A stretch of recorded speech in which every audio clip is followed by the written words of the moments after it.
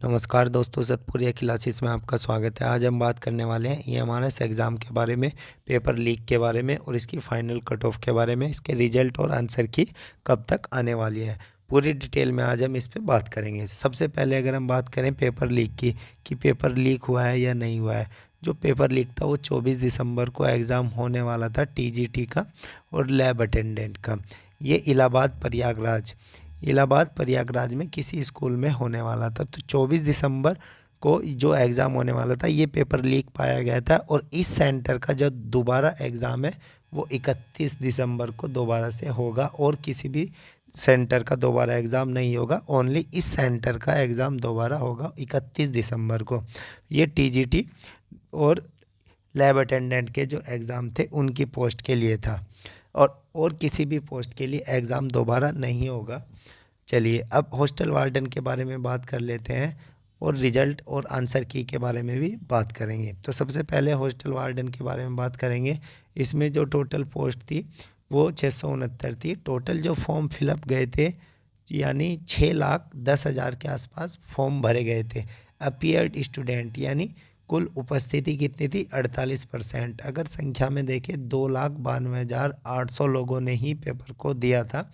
Only 48%, इससे भी data कम हो सकता है। ये मैक्सिमम डाटा है न्यूज़पेपर का कि 48% स्टूडेंट ने एग्ज़ाम को दिया था। इससे भी कम स्टूडेंट ने एग्ज़ाम को, जहाँ तक मुझे उम्मीद है, दिया था। एग्ज़ाम 17 दिसंबर को यहाँ पे हुआ था। चलिए अब बात करते हैं इसके एग्ज़ाम फाइनल कट ऑफ के बारे में और लेवल के बारे में। एग्ज़ाम का जो लेवल की बात करें, एग्ज़ाम का लेवल मॉडरेट था, ना टफ था ना इजी था। ठीक है, ये फाइनल कट ऑफ की मैं बात बता देता हूँ आपको।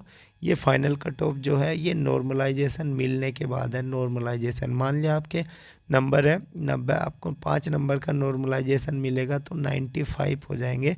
तो उसके बाद की मैं कट ऑफ आपको बता देता हूँ।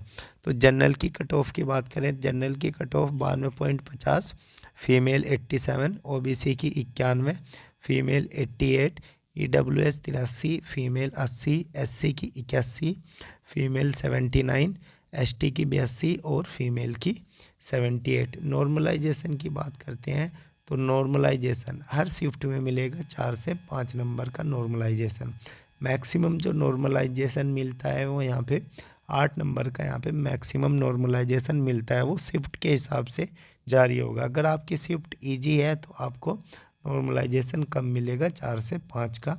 अगर आपकी शिफ्ट मॉडरेट है तो नॉर्मलाइजेशन आपको मिलेगा 6 से 8 नंबर का। तो अगर आपके 90 मार्क्स हैं, नॉर्मलाइजेशन में 5 नंबर जोड़ सकते हैं।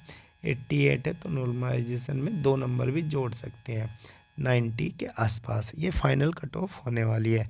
अब जेएससी की पोस्ट के बारे में बात कर लेते हैं। अब बात कर लेते हैं ये हमारा जूनियर सेक्रेटेरिएट असिस्टेंट के बारे में। तो यहाँ पे सबसे पहले अगर हम बात करें तो यहाँ पे टोटल पोस्ट जो थी वो 759 थी। टोटल फॉर्म जो भरे गए थे वो 3,82,000 के आसपास भरे गए थे इस पोस्ट के लिए।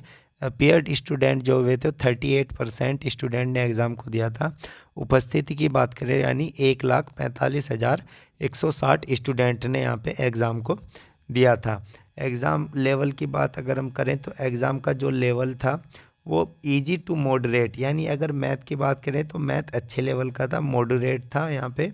और अगर बात करें रीजनिंग की तो यहाँ पे रीजनिंग क्या थी, मॉडरेट थी।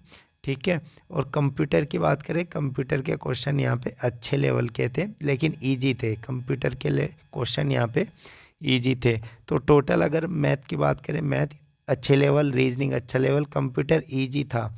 क्वेश्चन जिसने कंप्यूटर पढ़ा होगा तो उसके लिए क्वेश्चन इजी लगे होंगे। तो टोटल ओवरऑल एग्ज़ाम की बात करें, overall exam easy to moderate था, टफ नहीं था बिल्कुल भी, इजी टू मॉडरेट। तो अगर हम इस फाइनल कट ऑफ की बात करें या टाइपिंग कट ऑफ की बात करें तो टाइपिंग के लिए आपको कितने नंबर या किस पोस्ट के लिए कितनी कट ऑफ होनी चाहिए यहाँ पे जेएससी के लिए, तो बात कर लेते हैं। तो टाइपिंग की बात करें, अगर टाइपिंग के लिए आपके इतने नंबर है तो आपको ज़रूर टाइपिंग के लिए बुलाया जाएगा।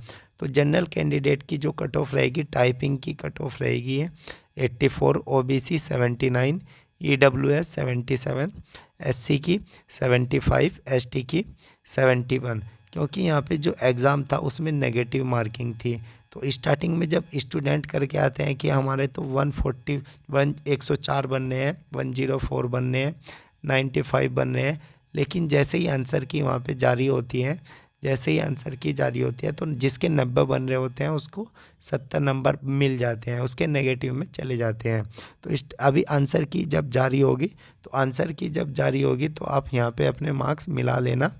जनरल की कट ऑफ 84, ओबीसी की 79, इस हिसाब से कट ऑफ रहने वाली है टाइपिंग कट ऑफ। यानी अगर आपके इतने मार्क्स बनेंगे आंसर की में तो आपको टाइपिंग के लिए बुलाया जाएगा। अब आंसर की बात करें, आंसर की कब जारी होगी, तो आंसर की 30 दिसंबर को जारी होने वाली थी, लेकिन अभी 31 दिसंबर को जो पेपर लीक हुआ था उसका एग्ज़ाम है, तो आंसर की आपको 10 जनवरी से पहले आंसर की जारी हो जाएगी। और इसका जो फाइनल रिजल्ट है, फाइनल रिजल्ट की बात करें तो फाइनल रिजल्ट इसका 30 जनवरी से पहले आपको मिल जाएगा। इसका फाइनल रिजल्ट 30 जनवरी से पहले आपको मिल जाएगा। वैसे इसका रिजल्ट 10 जनवरी से पहले डिक्लेयर होना था, लेकिन 24 दिसंबर को जो पेपर लीक हुआ था उसकी वजह से अब ये थोड़ा सा एक्सटेंड कर दिया गया है।